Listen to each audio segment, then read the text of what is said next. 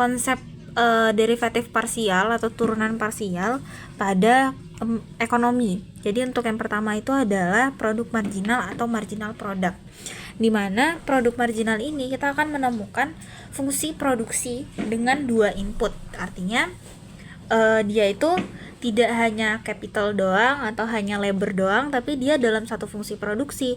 Nanti kita akan menjumpai capital dan labor gitu. Nanti output yang dihasilkan berarti karena ada inputnya adalah labor sama capital dalam satu fungsi produksi, berarti itu akan mempengaruhi output yang dihasilkan. Artinya berapa inputnya, berapa capitalnya dan berapa labornya itu akan sangat mempengaruhi daripada output output produksi tersebut. Misal nih ada salah satu data mengenai hubungan antara dua input tersebut, yaitu yang pertama itu ada untuk ketika K-nya 0 berarti L-nya 0 berarti hasilnya 0. Ketika labornya ada 6 orang atau 6 karyawan, terus capitalnya ada 6 berarti menghasilkan 5 gitu. Terus kalau misalnya labornya ada 12, capitalnya ada 18, berarti dia menghasilkan 81 gitu kira-kira. Dan ternyata semakin banyak capitalnya, semakin banyak capital yang di sini dan semakin banyak labornya, itu tidak selalu menunjukkan bahwasanya semakin banyak yang dihasilkan outputnya. Justru paling banyaknya itu ada di sini di 192, yaitu saat labornya 24 dan capitalnya 24 gitu ya. Jadi konsep-konsep ini kita akan mencari di mana sih maksimum labor dan capital output yang dihasilkan dari labor dan capital pada inputnya gitu. Ya, kira-kira seperti itu. Karena ternyata mau dia 30 dan labornya 30, ternyata dia justru tidak menghasilkan nilai maksimumnya atau nilai optimum daripada outputnya gitu kira-kira. Lanjut. Nah, jadi nanti fungsi tersebut itu akan digambarkan dalam total product yield gitu. Total product yield ini sebenarnya sering kita lihat kalau misalnya kita baca jurnal ilmiah tentang ekonomi, terus juga ada juga penggambaran grafik dari beberapa variabel dalam ekonomi untuk menentukan suatu kasus ekonomi gitu contohnya. Jadi misal ada sumbu X-nya itu sebagai input 1, sumbu Y-nya sebagai input 2, dan sumbu vertikalnya sebagai total output. Jadi dia bisa digambarkan dalam total product yield seperti ini nih, yang disebut dengan 3 dimensi gitu ya. Kurva 3 dimensi, karena untuk turunan parsial itu bisa digambarkan secara kurva 3 dimensi ataupun juga bisa dengan 2 dimensi dengan menganggap salah satu variabel dianggap konstan gitu. Nah, kayak gini nih. Nah, jadi fungsi produksi dengan 2 input itu juga bisa digambarkan dengan kurva isoquant, karena nanti itu dia akan menjadi seperti ini. Nanti dia ada lingkaran yang pertama, terus 2, 3 dan seterusnya. Ini all combination of L and K along path ABCDA itu adalah 25 unit out of output, where each unit represent 1,000 semiconductor chips. Benar. Jadi dia itu menghasilkan 25 unit. Dia itu memproduksi 25 unit dari outputnya gitu di ABCDE itu. Jadi kalau misalnya kita gambarkan dalam bentuk kurva isoquant, itu tuh nanti ada B, ada D, itu Q1 sama dengan 25. Terus ada juga yang lebih besar, yang di sini itu lebih besar daripada 25. Ini berarti lebih besar lagi daripada 25 dan lebih besar daripada yang di sini gitu. Jadi ini kayak ini Q1-nya, ini Q2-nya, ini Q3-nya dan seterusnya. Dia itu akan membentuk produk yield, di mana lingkaran-lingkarannya itu menggambarkan kurva isoquant gitu. Terus nanti kita akan mengenal juga kan yang namanya marginal product. Jadi marginal product ini sebenarnya udah sering kita bahas juga dan udah sering kita jumpai juga dari semester 1. Jadi marginal product itu adalah tambahan output Kalau kita berbicara tentang yang namanya tambahan, contoh kayak kita tuh pernah lihat MR, terus kita pernah lihat tahu MC, MR. Nah, yang ada seperti tambahan-tambahan ini dia pasti pakai konsep turunan ya. Karena kita mengenalkan MR itu adalah delta TR per delta Q. Ya, berarti kan turunan terhadap TR dan turunan TR terhadap Q. Terus ada juga TC per delta Q, gitu kan ya. Delta TC per delta Q berarti turunan TC terhadap Q, itu kan ya. Nah, itu adalah salah satu bentuk penerapan turunan gitu. Tapi itu kan karena kalau dia satu variabel. Jadi kalau dua variabel tuh gimana? Nah, makanya kita pakainya turunan parsial atau derivatif parsial gitu. Jadi nanti kan ada dua jenis tuh, marginal product of labor atau MPL dan marginal product of capital atau MPK. Nah, kalau dia MPL berarti kita menurunkannya terhadap L. Kalau MPK berarti kita menurunkannya terhadap K. Jadi doki per do L dan doki per do K. Nah, rumus ini bisa dipakai kalau misalnya dia fungsinya itu dalam bentuk fungsi dua input atau dua variabel. Kalau fungsinya cuma satu input, ya nggak usah pakai doki per do L, pakai rumus MPL yang biasanya dan MPK yang biasanya aja. Itu kira-kira. Terus kita lanjut. Isokos. Tadi kita udah belajar isokuan yang kayak gini, sekarang isokos. Nah, mungkin ini mengingat kembali kalau misalnya ada kurva, nanti ada gini tuh. Nah, yang ini tuh namanya isokuan. Nah, yang ini tuh isokos gitu. Jadi kalau dia bersinggungan, itulah nanti nilai optimumnya atau nilai maksimumnya gitu kira-kira. Ini aku hapus lagi. Nah, berarti labor dan capital yang digunakan oleh perusahaan sebagai input mempunyai harga. Harga dari labor itu dibuat atau dinotasikan dengan ini upah atau wage.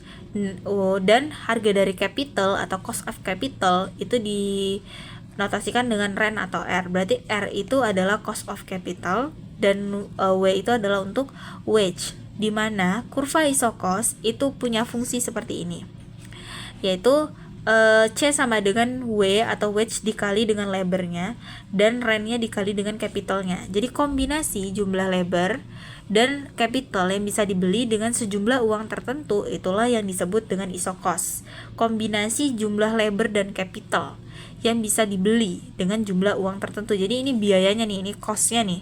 Berapa sih labor dan capital yang bisa dibayar dengan cost segitu gitu. Itu secara gampangnya. Nanti ada kombinasi input optimal. Nah, kita kan udah mengenal tuh mengenai isokuan. Kalau isokuan itu kan berarti tingkat semua kombinasi input. Jadi ada labor dan capital yang menghasilkan output yang sama gitu. Jadi misal mau labornya 5, terus labornya 5, capitalnya 10, dengan labornya 10, capitalnya 5, dia akan menghasilkan output yang sama gitu. Itu contoh. Terus kita juga udah mengenal yang namanya isokos. Isokos itu dia garis yang menggambarkan semua bundle labor dan capital yang bisa digunakan atau dibeli dengan biaya cost tertentu. Nah, jadi pokoknya kalau misalnya isokuan itu ingat aja, isokuan itu dia itu outputnya yang sama. Ya, outputnya yang sama. Tapi kalau dia isokos berarti berapa sih labor atau capital yang bisa kita beli atau yang bisa kita gunakan dengan adanya cost tersebut, dengan adanya biaya yang kita punya itu gitu. Jadi untuk menghasilkan output tertentu berarti input optimal itu adalah kombinasi input yang bisa menghasilkan output dengan biaya yang minimal. Gitu ya. Input optimal itu tadi yang udah aku singgung di awal. Input optimal itu terjadi ketika kurva isokuan bersinggungan dengan kurva isokos.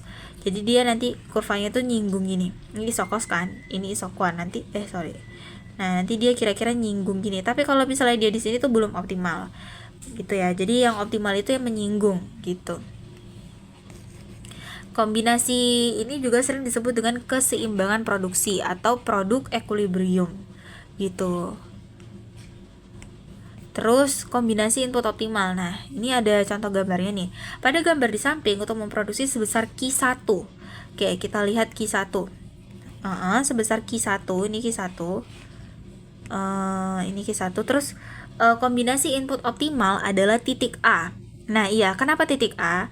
Karena pada saat labor yang digunakan sebesar L1, dia akan menghasilkan digunakan L1 dan capital sebesar 1 juga, K1 dan L1. Kenapa sih nggak di titik B gitu? Padahal titik B itu masih di atasnya titik A gitu loh. Tapi inputnya itu lebih mahal karena terletak di isokos yang lebih tinggi. Karena kenapa bukan titik C aja? Karena titik C itu dia lebih murah, tapi dia tidak bisa menggapai isokan. Jadi kita itu konsepnya itu optimum itu dia tidak lebih murah dan juga tidak lebih mahal. Kalau dia lebih mahal, berarti kita bayar inputnya itu lebih mahal gitu. Jadi dia tidak optimum. Terus kalau misalnya titik C gimana? Titik C itu dia lebih murah.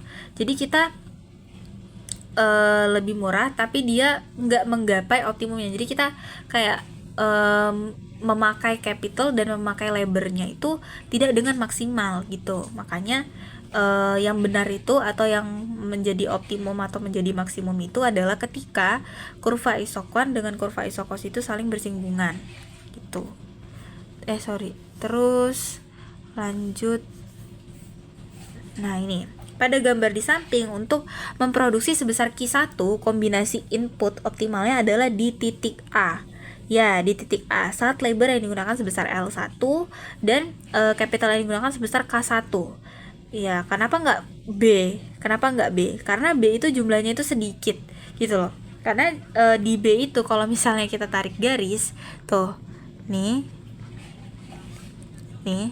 dia tuh nggak maksimum gitu. Kita tidak menggunakan labor secara maksimum dan capitalnya itu dia nggak optimal lah istilahnya gitu. Terus kenapa nggak di titik C aja gitu? Namun gini, nah ini kan nih batas biaya nih sebenarnya kurva isokos kan. Kalau misalnya di titik C ini dia udah di luar daripada biaya yang bisa kita bayar atau biaya yang bisa kita keluarkan. Jadi kalau misalnya dia isokosnya di situ, yaitu di luar batas biaya kita, berarti itu nggak bisa gitu kita gapai gitu. Itu nggak realistis istilahnya gitulah. Kalau misalnya kita di titik C, kalau di titik B ini kita tidak memanfaatkan biaya dengan baik dan benar. Kita malah pakai labornya lebih dikit gitu daripada yang sebenarnya bisa kita optimalisasikan gitu. Terus lanjut, ini kenapa gini? Oh ya ini. Perhitungan matematisnya seperti ini. Nanti kalau misalnya nih kita ketemu soal, itu kita mencari nilai maksimum dari fungsi capital sama labor dengan constraint-nya itu adalah kurva biaya. Fungsi biaya yaitu WL ditambah RK lebih kecil sama dengan C. Nah, kalau kita lebih kecil sama dengan, berarti kita pakai ini KKT ya, ini metode KKT namanya kalau ada kayak gini. Jadi L sama dengan ini dikurang lambda WL kan ditambah RK dikurang C gitu. Terus nanti syaratnya itu kan karena kita punya variabelnya K, L dan lambda, berarti kita harus menurunkan terhadap K, terhadap L dan terhadap lambda gitu kan ya. Nah, nanti kita memperoleh kapan sih optimumnya? Optimumnya itu terjadi, kombinasi optimum itu terjadi ketika MPL dibagi MPK itu sama dengan wedge dibagi REN. REN itu tadi untuk apa? REN itu tadi untuk cost of capital ya. Jadi ini untuk cost of capital dan wedge ini untuk labor, upah labornya, gajinya gitu. Terus marginal rate of technical substitution atau MRTS. Nah, MRTS ini sebenarnya udah juga kita pelajari ya sebelum-sebelumnya. Tapi ini sekedar reminder kembali, sekedar mengingat kembali bahwasanya MRTS itu juga juga ada kaitannya dengan turunan parsial atau derivatif parsial, di mana MRTS itu nilai kapital yang harus dikurangi akibat penambahan 1 unit labor tanpa mengubah jumlah output. Jadi gini,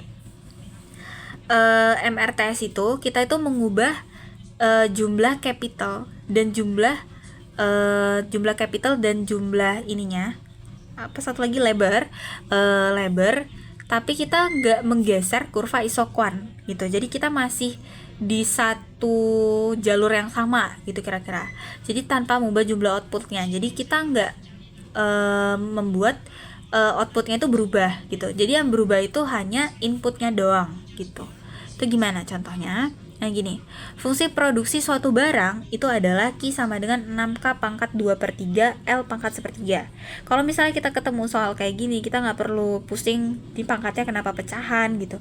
Itu cukup punya dasar, kita ngerti caranya nurunin nurunin suatu fungsi.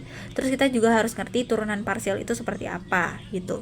Tentukan persamaan MPK dan MPL dan tentukan nilainya saat perusahaan menggunakan 8 unit K dan 27 unit L. Nah, kalau kayak gini soalnya, kalau kita berbicara tentang persamaan MPK dan persamaan MPL, berarti kita harus menurunkan fungsi Q terhadap K dan fungsi Q terhadap L gitu ya. Berarti do Q per do L. Berarti kalau do Q per do L, do Q per do K, berarti kita fokusnya ke yang ada variabel K. Gitu, kita kurangin 1 nanti di sini gitu. Terus kalau misalnya dia MPL, berarti kita fokusnya ke yang ada L-nya atau yang ada labornya. Berarti kalau selain itu dianggap apa, dia tetap aja gitu, tetap kita tulis lagi.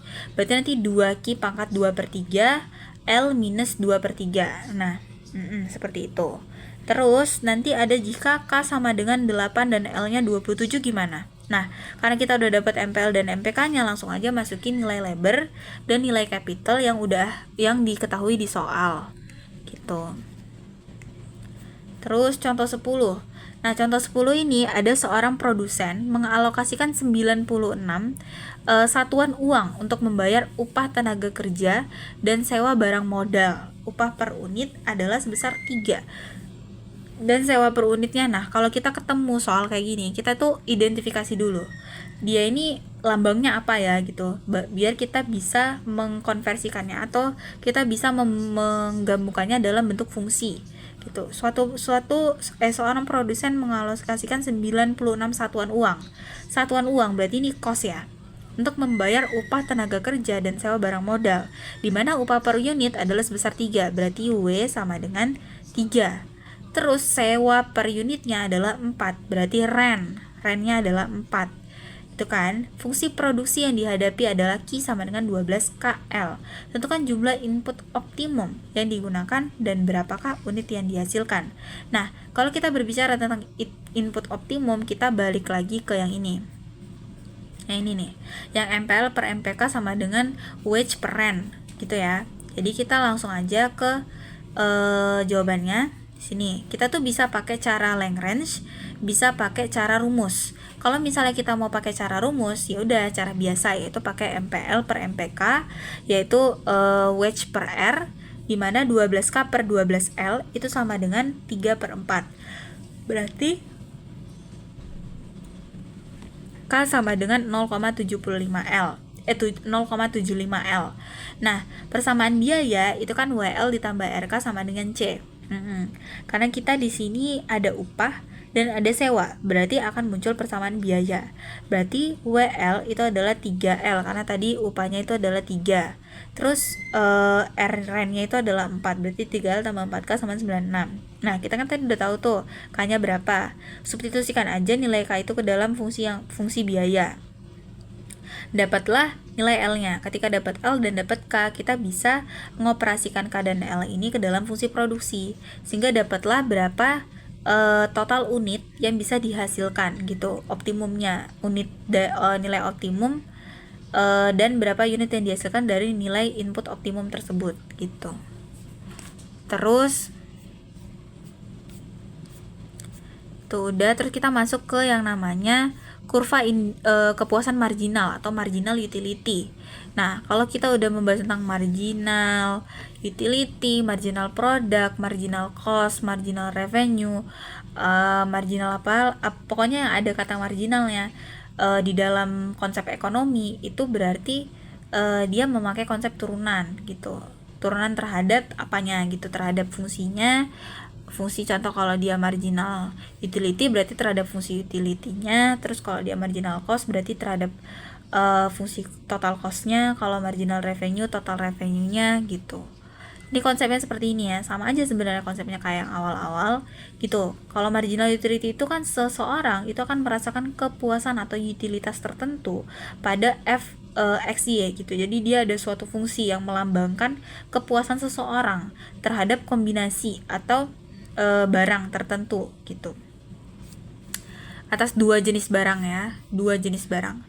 Nah, marginal utility misal gini, kita punya dua barang nih. Marginal utility itu melambangkan berapa sih tambahan kepuasan yang dihasilkan kalau misalnya kita menambah satu unit barang dan jasa tertentu, tapi kita nggak menambah konsumsi barang jasa yang lain gitu. Misal tadi kita punya 2 unit barang jasa, terus kita tambah menjadi 4. Nah, itu apa yang berpengaruh terhadap kepuasan daripada konsumennya gitu. Itu bisa direpresentasikan dalam bentuk marginal utility gitu. Jadi ada marginal utility X dan marginal utility Y. Kalau dia marginal utility X berarti do U per do X. Kalau marginal utility Y berarti do U per do Y gitu. Terus ada yang namanya kurva indifference. Nah, indifference curve itu adalah kurva yang menggambarkan kombinasi konsumsi atau consumption bundle yang memberikan kepuasan yang sama. Nah, tadi kan kita udah belajar mengenai marginal utility. Marginal utility itu adalah tingkat kepuasan marginal atau tingkat kepuasan akibat adanya tambahan satu unit pada input gitu ya. Itu akan mempengaruhi kepuasan seberapa besar gitu. Kalau kurva indifference berarti berapa sih kombinasi konsumsi yang bisa digunakan atau bisa kita rancang untuk memberikan utility yang sama. Misal kayak tadi, misal utility-nya pengennya 23. Nah, itu berapa sih kombinasi inputnya atau kombinasi konsumsinya supaya utility-nya itu bisa nyampe di angka 23 gitu.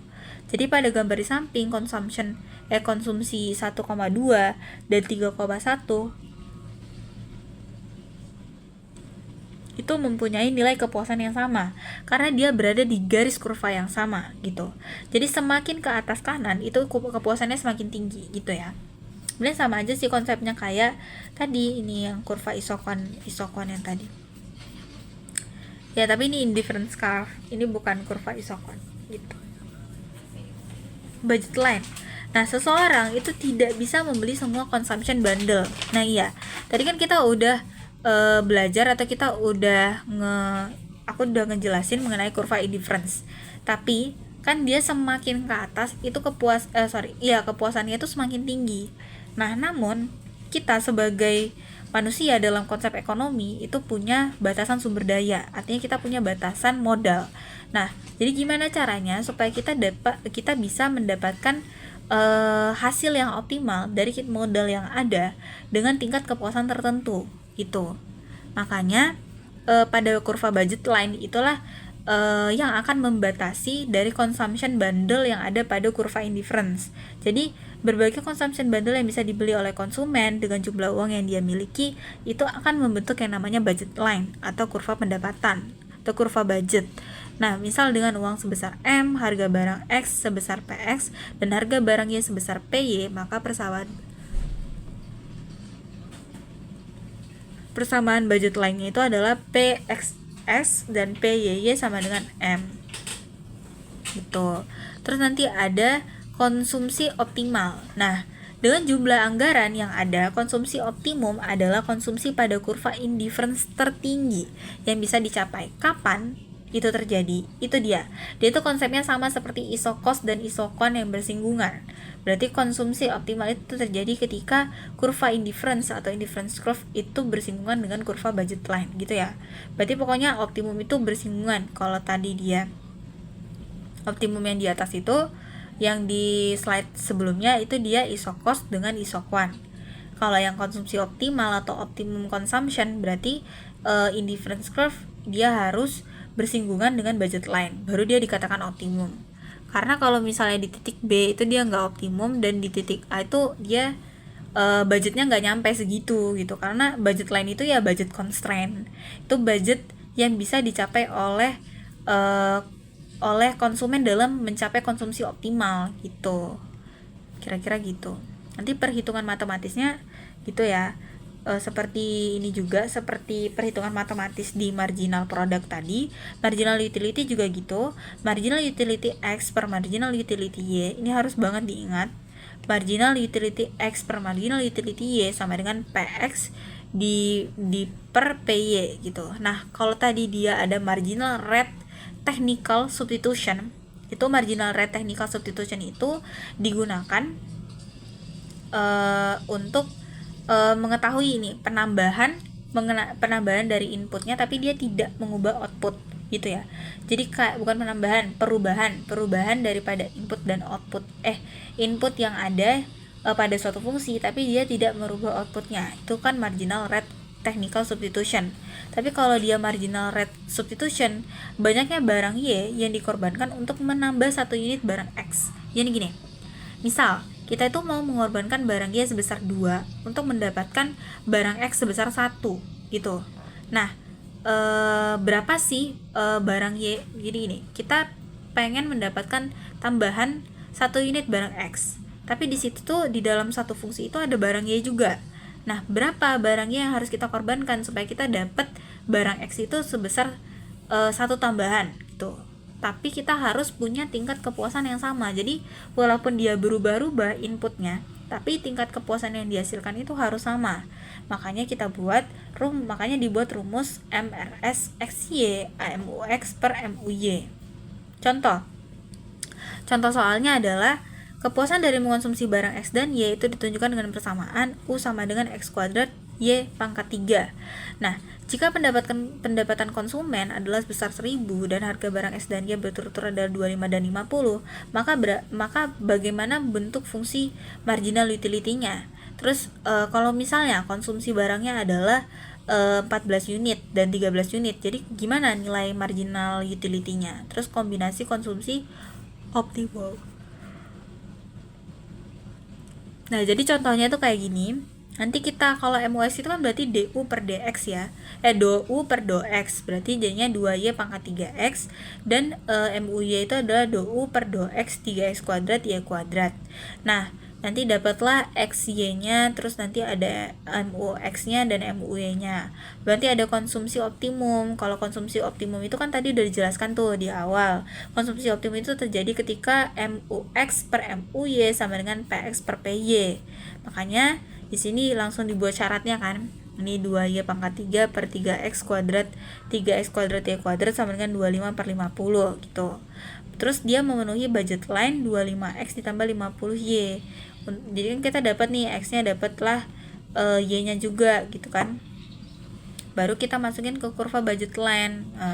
Sebenarnya ini juga bisa kita pakai Lagrange.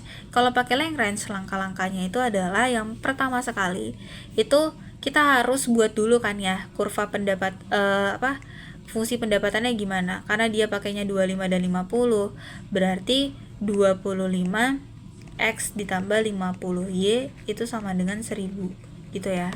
Kayaknya kita membuatnya dalam notasi matematika aja biar gampang gitu. Nah, karena tadi udah dibilang bahwasanya ada prosedur MUX dan MUY, makanya untuk Lagrange sendiri nanti di Lagrange sendiri itu nanti kita bikin dulu fungsi awalnya yang ini. Terus nanti jadinya gini, kalau Lagrange tuh gambarannya gini, X kuadrat Y pangkat 3 ditambah lambda dikali nih berapa nih, 25X ditambah 50Y kurang 1000. Nah, nanti kan kita dapat tuh berapa X-nya, berapa Y-nya, terus berapa lambdanya gitu kan ya.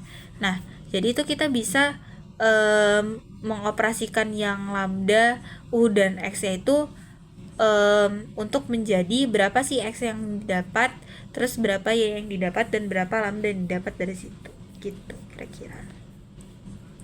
Oke, untuk pertemuan kali ini segitu aja.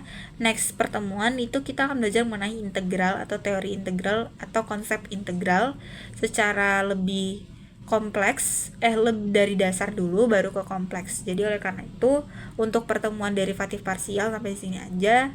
Mohon maaf kalau misalnya ada yang keliru atau kurang jelas. Terima kasih.